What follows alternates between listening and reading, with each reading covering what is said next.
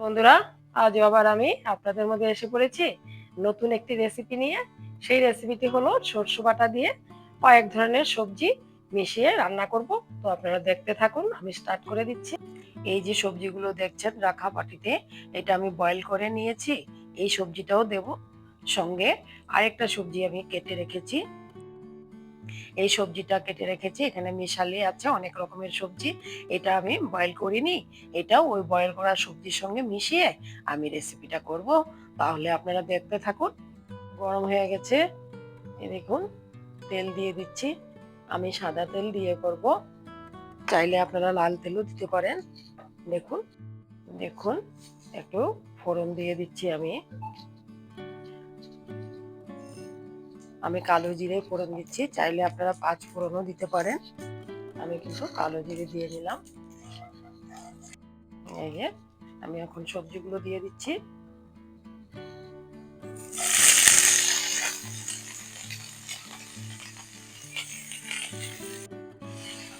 এই যে দেখছেন বন্ধুরা, এই যে সবজিগুলো আমি দিয়ে দিয়েছি। এখন এই সবজিগুলোকে আমি আগে সেদ্ধ জল ফেলিনি, এগুলো হালকা পাতলা সবজি আছে, সেজন্য আমি ফেলিনি। ভালো করে কেটে নুন জলে ভিজিয়ে রেখেছিলাম, তারপরে আমি ধুয়ে ভালো করে এখন রান্না করছি। কিন্তু এটার সঙ্গে আরেকটা যে সবজি দেবো সেটা বয়েল করা আছে, কেননা এগুলো একটু শক্ত আছে, সেই জন্য সিদ্ধ করে নিলে ভালো হয়। সেদ্ধটা হলে ভেতরটা খেতেও স্বাদ হয়, সেজন্য আমি সেদ্ধ করে নিয়েছি। বন্ধুরা, এই যে আমি বয়েলিং করা সবজিগুলো এই যে দিয়ে দিচ্ছি।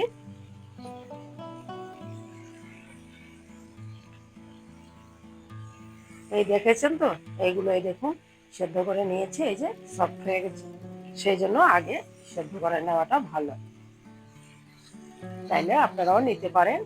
আচ্ছা, এখন আমি এর সঙ্গে তেজপাতাও দিয়ে দিলাম। দেখুন একসঙ্গে হয়ে যাবে। এই যে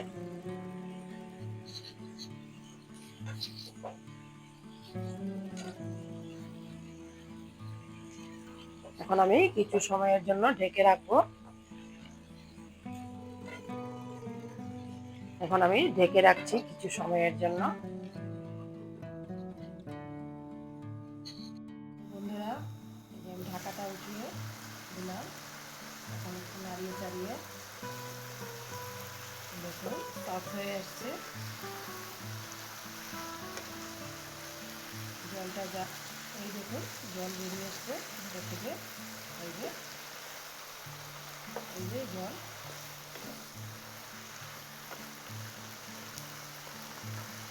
এখন হলুদ দিয়ে দেবো। এক সাইড থেকে দেখুন হলুদ দিয়ে দিলাম, নুন দিয়ে দিব, স্বাদ অনুসারে দেবেন নুন। লাল লঙ্কা গুঁড়ো, যে যেরকম ঝাল খেতে চান সেই অনুসারেই দেবেন।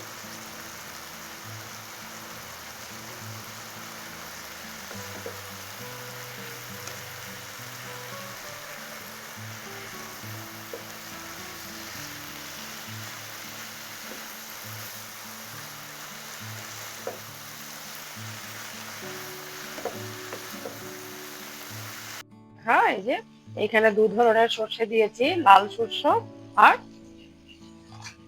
সাদা সর্ষে, দু ধরনের দিয়েছি। আর এখানে আছে কি আদা বাটা, সঙ্গে আদা বাটাটাও দিয়ে দিয়েছি।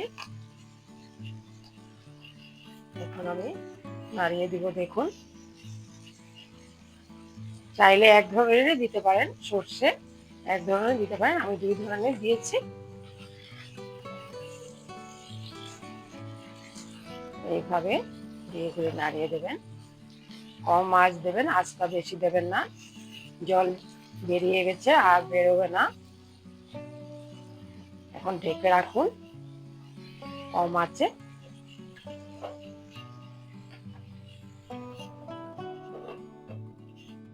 বন্ধুরা দেখুন, আমি ঢাকনাটা উঠিয়ে নিলাম, আমার হয়েই গেছে রেসিপিটা। দেখুন জল টল সব শুকিয়ে গেছে, কি সুন্দর হয়েছে, কালারটা খুব সুন্দর এসছে। এখন আমি